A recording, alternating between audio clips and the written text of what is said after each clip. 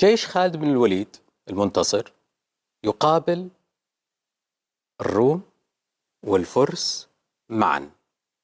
كيف اجتمع الروم والفرس معا في مواجهة أو لمواجهة خالد بن الوليد؟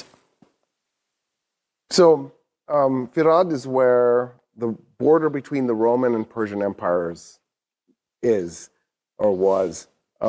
It's very close to actually where the Iraq-Syria border is today.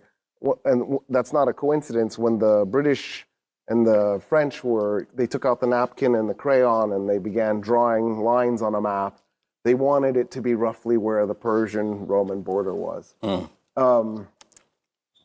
The Romans and the Persians had been at each other's throats in conflict since 58 BC. So by this point, we're talking, 680 years of not constant conflict, but mostly constant conflict. And so the Romans and the Persians hated each other's guts. And here they are at the border where they're supposed to be ready to fight each other at a given moment. And the Persians go over to the Romans and they say, look, we're having a really big problem here. There's 15,000 Arabs. They have managed to capture what is today Western Iraq. And we don't know that we can stop them. We need your help.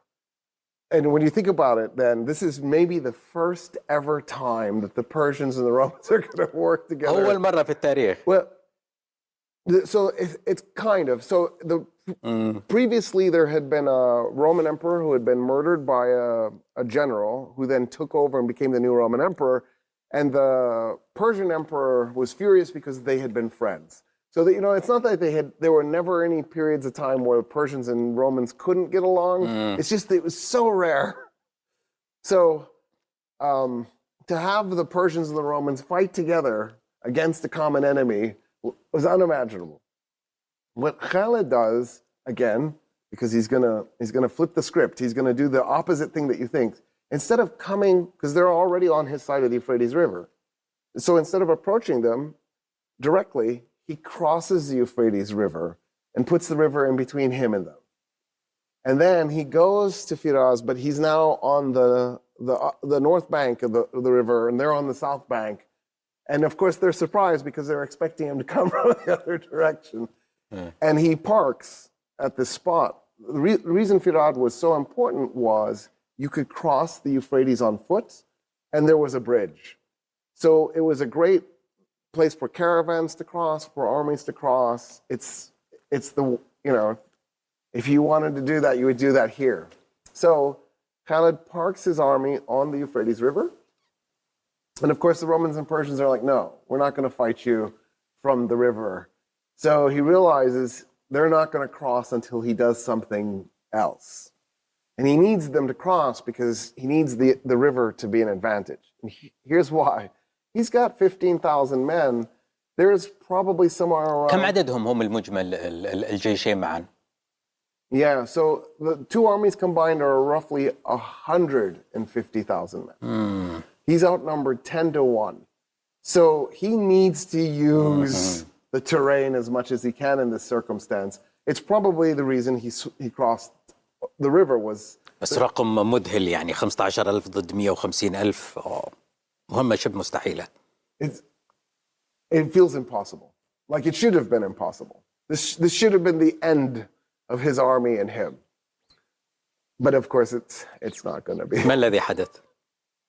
So what he does is, he loved to do this, he breaks his army into 3 units, same commanders, Al-Minhal and Qaqa. And so they're at the river. That part of the river, the river bent, so there was like this natural curve. So what Al-Minhal and Qaqa do is they pull back away from where the bridge and the ford are.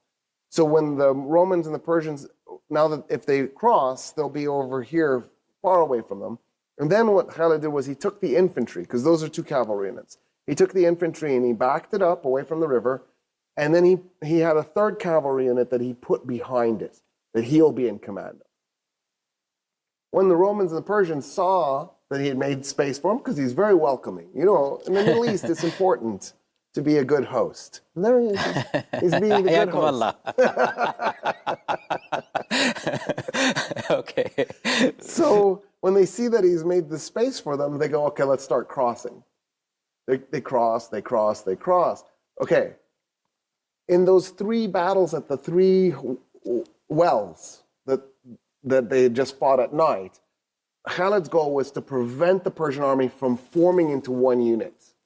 Here, he does the opposite. Now he's trying to get the Romans and the Persians across in a really large number. So you think he'll attack them when they're small. He waits till there's 50,000 men across. So they outnumber more than 3 to 1. And then he orders the attack. So Qaqa and al-Minhal take their cavalry forces and they're going to try and fight their way to the bridge, which of course is unnerving for the Romans and Persians because then they'll be cut into 2. And then he takes his infantry and he runs them up against the Persians and the Romans. And the infantry is mostly just supposed to hold them in place. They're fighting, but it's gentle fighting. They're not being aggressive because he doesn't want his men to suffer losses. Then he takes his cavalry force and he charges it straight at the infantry. The Arab infantry know to make a gap, to make multiple gaps in the line so that Khalid's cavalry, when it hits, it'll hit the Romans and Persians. When he hits them, he pushes them back because of the weight of the horses and the men. And then he pulls back. And then the Arab infantry fill the gaps. And once he's pulled away, he turns his cavalry around and he charges again. And again, the Arab infantry makes gaps and boom, he hits them again. And every time he does this, he pushes the Persians and the Romans further and further back. And he's compressing them into a smaller and smaller space. And eventually they can't صاروا move. متقاربين من بعض بشكل كبير. أيوة. Too close to use their weapons. So when they realize they've been basically trapped, the river behind them is cut off because there's these 2 cavalry forces fighting their way to the bridge, and they can't swing their weapons anymore, they panic. And when they panic, having 50,000 men turn all at the same time with the goal of stampeding to the river, their bones were breaking. They were being crushed to death. They were trampled. And they begin running towards the river. At that point, of course, al-Minhal and Qaqa have to keep their men from being overrun, but they at the same time fight them. So they're doing this crowd control fight as the Persians and Romans are jumping into the river, and then Khalid with the infantry and the cavalry behind are just attacking them as they retreat. It's a complete catastrophe. Romans and Persians on the other side go into the ford to try to help their comrades get across. The Arab army eventually reaches them and fights them as well. Ultimately, the rest of the Roman and Persian army just run away. They flee from the battlefield. Maybe 70,000 Romans and Persians were captured or killed or severely wounded that day. ومن الجيش خالد كم قتل؟ 150. 150؟ Yeah. فقط 150؟ Somewhere around there.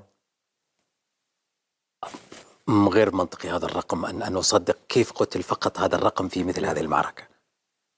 And the reason was because Khalid's goal when they were doing the fighting was just to compress them. He wasn't trying to kill them. So they're mostly fighting with their shields and then using their swords to keep the enemy away, or using their spear to keep the enemy away, because the goal was to compress them into this space. And when you think about it, he's just taken their strength, their numerical strength, and turned it into a weakness. أتخيل أن بعضهم مات غرقا هنا. Yes, many of them drowned. Most of them were crushed. The Arabs actually killed very few of them. They mostly ended up killing each other by stampeding. بهذه الصورة التي تخيلتها من حديثك يعني يستحق أقول واو هذا نصر عظيم.